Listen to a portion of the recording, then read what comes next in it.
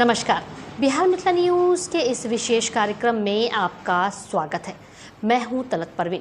देश में शिक्षा के बढ़ते गुणवत्ता की चर्चा के बीच सरकार ने जैसे ही नई पॉलिसी लाई, स्कूल के छात्र छात्राओं के साथ साथ शिक्षक और मैनेजमेंट को भी पुरानी पद्धति से हटकर नई पद्धति पर अब बैठक कर वर्कशॉप आयोजित करना पड़ रहा है। दरभंगा के सेंट जेवियर पब्लिक स्कूल में छात्र छात्राओं के साथ साथ निदेशक रिंकू झा ने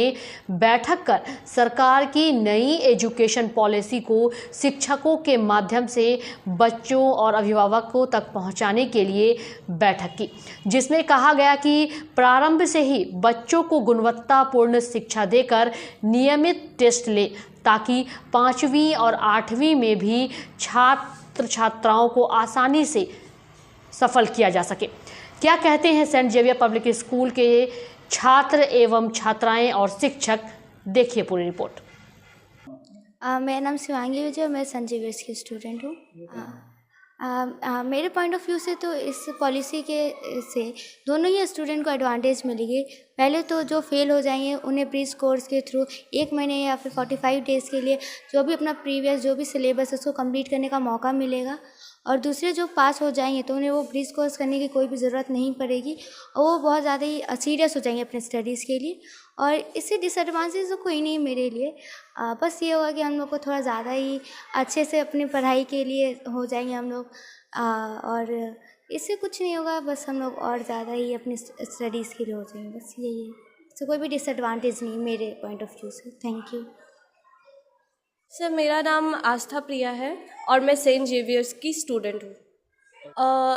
ये जो नेशनल एजुकेशन पॉलिसी अब इस बार आई है, उससे बच्चों पर यह असर पड़ेगा कि वो पहले अपने एजुकेशंस को फॉर ग्रांटेड लेते थे, क्योंकि उन्हें पता था कि अगर हम अच्छा स्कोर भी नहीं करते एग्ज़ाम में तभी हम प्रमोट कर दिए जाएंगे। But after this policy students attentive होना स्टार्ट कर देंगे अपने स्टडीज़ के लिए, क्योंकि फिर उन्हें पता होगा कि अगर मेरा एग्ज़ाम्स में हल्का सा भी मार्क्स गड़बड़ा गया, अच्छा स्कोर नहीं किया मैंने, तो मैं नेक्स्ट क्लास में प्रमोट नहीं किया जाऊंगा। इसी वजह से वो अपने पढ़ाई को लेके थोड़ा अटेंटिव हो जाएंगे और फोकस करना स्टार्ट कर देंगे।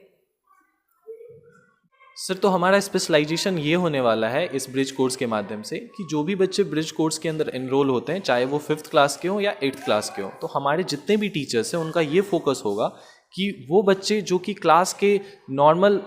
जब नॉर्मली उनको पढ़ाया जा रहा था, वो जब उन चीज़ों को नहीं समझ पाए, तो ब्रिज कोर्स के अंदर उनको एक्टिविटीज़ के माध्यम से और अलग अलग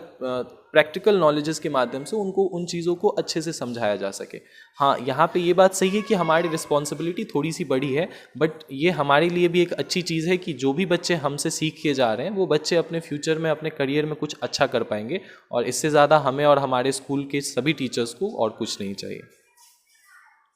इस ब्रिज कोर्स के अंदर अब टीचर्स जो है बच्चों को थ्योरेटिकल वे में समझाने के साथ ही साथ ज़्यादा प्रैक्टिकल वे में और एक्टिविटीज़ के थ्रू समझाने की कोशिश करेंगे, ताकि जो टीचर्स को वो 30 डेज़ का टाइम पीरियड मिला है या 45 डेज़ का टाइम पीरियड मिला है क्लास 5 और 8 के बच्चों को, तो वो बच्चे ईजिली समराइज्ड वे में चीज़ों को सीख के बेटर होके प्रमोट होके नेक्स्ट क्लासेस में जाएँ और उनका फ्यूचर ब्राइट हो सके। नमस्ते, मेरा नाम कोमल है और मैं सेंट जेवियर स्कूल से हूँ। तो ये जो NEP की पॉलिसी आई है, इसमें टीचर्स की भूमिका थोड़ी सी बढ़ेगी, क्योंकि हम बच्चों को उन फील्ड्स में अच्छे से प्रिपेयर कराएंगे जिसमें बच्चों का वीक पॉइंट्स है। हमें देखना पड़ेगा कि कहाँ पर बच्चों का